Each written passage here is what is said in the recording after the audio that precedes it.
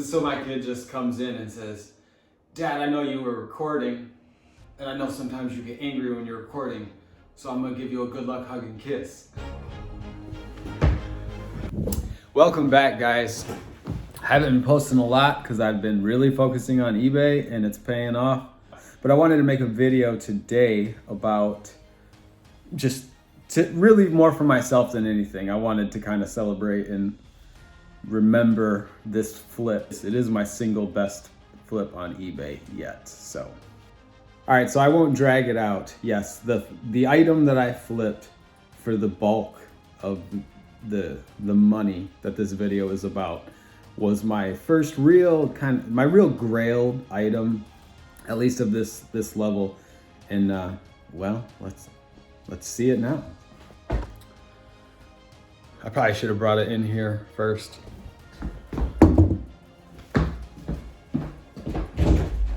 All right, let me see if I can get the best lighting for this.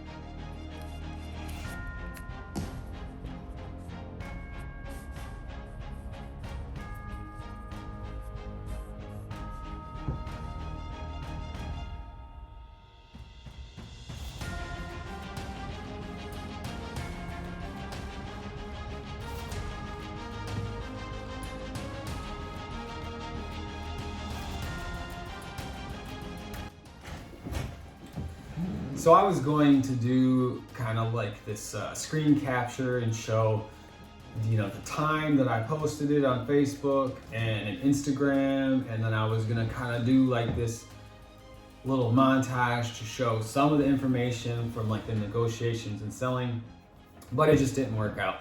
It wasn't like time stamped or anything. So what I do want to talk about though is that I've been thrifting and selling for like 5-6 years now, and then seriously for a few years. And I've been waiting to find this type of grailed piece. And the crazy thing is that I was out looking for it, or at least I thought that I was out looking for it. So for a good chunk of this year, and then like right before and right after quarantine, my primary focus was trying to find better items and to try to find like higher average sale prices. So I was looking for higher selling items. I was looking for jeans, like vintage jeans, boots and shoes, jackets, sweaters. A lot of times I was skipping, all the rows of t-shirts and some of the other shirts because it just wasn't worth it. I wasn't going to build my routine and build my business off rolling the dice and possibly finding something really good. Because like if I was doing it for a hobby, I would do that. But this isn't a hobby, this is something that, we do full time. However, I've noticed a lot when I have switched to trying to crank up that volume, like just buying more, listing more, selling more. But you guys know that I've been making some changes to my eBay business. And that includes buying and selling a lot more shirts. To put it simply, I don't want to try to make it sound fancy or anything. I have tried to shift my mindset from looking for the most profitable item to looking for the most profit. And if I'm looking for the most profit, I'm looking for something that I can do time and time again and that I can do extremely quick. And as I'm kind of zoning in on basically men's shirts, it's like 95% of what I'm selling right now. I go through a lot more racks, I'm thrifting a lot more, I'm listing a lot more, and I'm finding a lot of bread and butter. And the funny thing is I'm actually finding a lot nicer things also. I found, the 4 pair of Levi's orange tab Big Bell like flares from the 70s. I'm getting off topic. I really should have wrote some notes. All right, so if I've decided by now, I think the title is something about making $200 an hour thrifting. Yes, I picked up that vintage Tupac shirt for $2.99. I'm not even gonna lie about it. $2.99. $2.99. I drove from Flint back to Port Huron.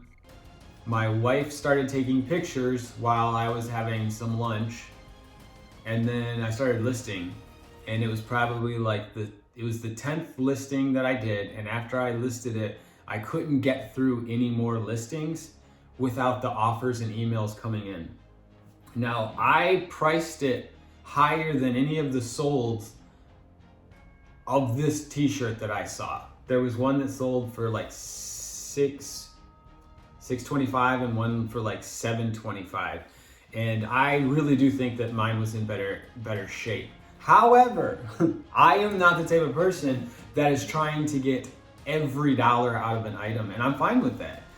I know some people, like if you're only buying and selling vintage shirts, you might be buying that shirt for a few hundred and marking it up $50 or whatever, and that's your business model, and that's cool. I have no problem with that, but that's not what I'm doing. Right now, my average buy cost is between $4 and $5.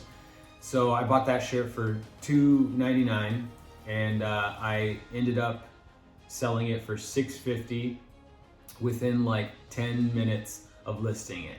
And some people would probably say I sold it too cheap. Other people would be floored that I got $650 for a t-shirt. But everything that I've learned in the last few months and what little success that we've had, and it's been more than it has in the past, I just give me that $650 and let me go buy another 150 items. And 150 items at a minimum of $10 profit, that snowball gets big real quick. Not to mention, because before the haters try to say like there's not PayPal, but there's eBay fees and everything else, taxes. Yes, I know that I did not walk away with $650 profit from this shirt. That was only one item of like somewhere between 95 and 100 pieces that I picked up yesterday, between $4 and $5 a piece, and I'm confident that all of them will sell. So in reality, once you get the ball rolling, you can make more than $200 an hour. You can make $300, $400. The sky's the limit as far as you want to scale it. So let's get it. So in closing, I just want to give you something to think about.